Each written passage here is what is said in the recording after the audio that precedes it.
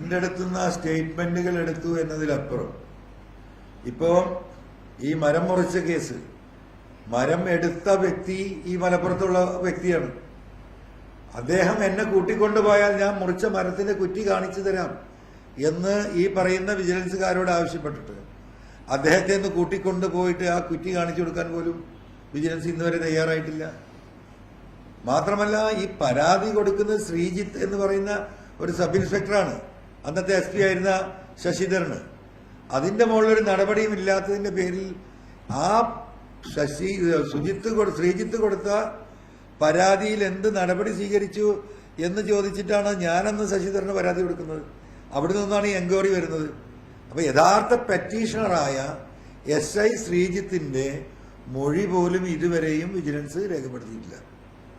അതാണ് ഈ പറയുന്ന ഇതുമായി ബന്ധപ്പെട്ട് നിൽക്കുന്നത്. മറ്റൊരു കാര്യം, 153ഓളം കേസാണ് സ്വർണ്ണക്കേസ് പോലീസ് FIR ബുക്ക് ചെയ്തിരുന്നത്.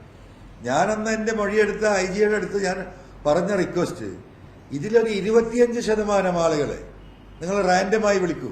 ഈ 150, 25 എന്ന് പറഞ്ഞാൽ ഏകദേശം 10, 38, 40 ആളുകളാണ്.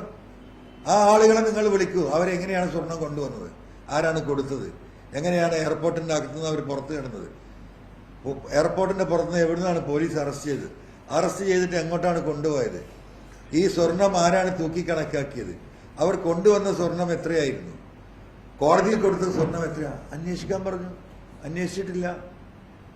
ഇതിന്റെ കസ്റ്റംസ് അപ്രൈസർ ഉണ്ണി എന്ന് പറയുന്ന സ്വർണ്ണപ്പണിക്കാരൻ കൊണ്ടോട്ടി കോടാനകോടി രൂപയുണ്ടാക്കിയ തെളിവ് നിങ്ങളടക്കം കൊണ്ടുപോയി കൊണ്ടോട്ടിയിലും പരിസരത്തും ഞാൻ നേരിട്ട് കാണിച്ചെന്നാണ്.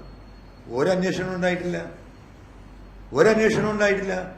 അപ്പൊ അന്വേഷണം എന്ന് പറയുന്ന ഒരു സംഗതിയും സത്യസന്ധമായി നടത്താതെ ഈ പറയുന്ന സുജിത് ദാസിനെ അന്വേഷണം പൂർത്തിയാക്കുന്നതിന് മുമ്പ് തിരിച്ചെടുത്തിരിക്കുന്നു. കേരളത്തിന്റെ എന്താ പറയാ, ഒരു രാഷ്ട്രീയ ചരിത്രത്തിൽ ആദ്യമായിട്ട് ഇങ്ങനൊരു സംഭവം ആദ്യമായിട്ടായിരിക്കും.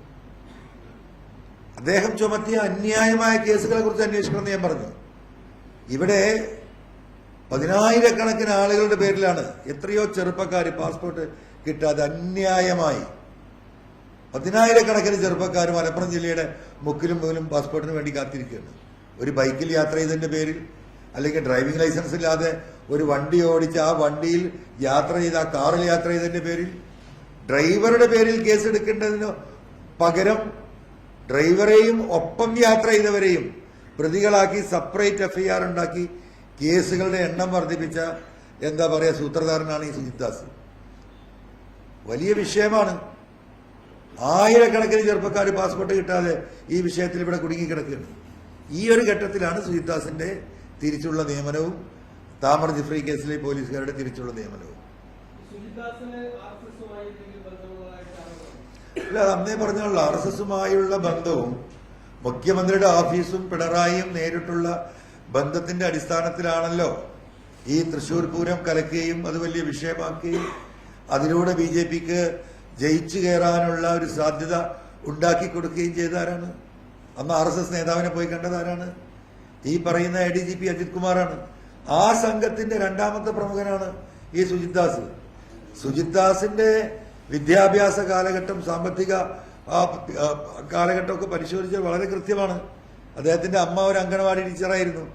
വളരെ സാമ്പത്തിക പ്രയാസമുണ്ടായിരുന്ന ഒരു കുടുംബത്തിലായിരുന്നു സുജിത് ദാസ് ജനിച്ചിരുന്നത്.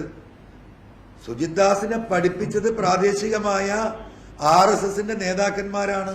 അദ്ദേഹത്തിന്റെ വിദ്യാഭ്യാസത്തിന് ആ കാലഘട്ടത്തിൽ പണം നൽകി സഹായിച്ചത് എന്ന് എന്താ പറയുക, ആ നാട്ടിലെ ഒരു പച്ചയായ സത്യമാണ്. സ്വാഭാവികമായും ഒരു കേഡർ RSS സ്വഭാവമുള്ള ഒരു വ്യക്തിയാണ് സുജിത് ദാസ് എന്ന് നിരവധി തവണ നമ്മൾ പറഞ്ഞിട്ടുള്ളതാണ്. അതിന് അനുബന്ധമായിട്ടുള്ള ഒരു ഒട്ടനവധി കാര്യങ്ങൾ നമ്മൾ തെളിവായി സൂചിപ്പിച്ചിട്ടുള്ളതാണ്. അപ്പൊ അതിൽ നിന്നും ഒരു തർക്കമുള്ള കാര്യമില്ല. ഇന്ന് സുജിത് ദാസിനെ രക്ഷപ്പെടുത്തിയെടുക്കുന്നതും ഈ RSSന്റെ താല്പര്യം തന്നെയാണ്. അത് CPMന്റെ ഒരു പൊതു താല്പര്യമായി ഈ പാർട്ടി സമ്മേളനം നടക്കുമ്പോൾ തന്നെ ഈ പറയുന്ന RSSകാർക്കുള്ള ഒരു നല്ല മെസ്സേജ് അല്ലേ സുജിത് ദാസിനെ തിരിച്ചെടുത്തത്?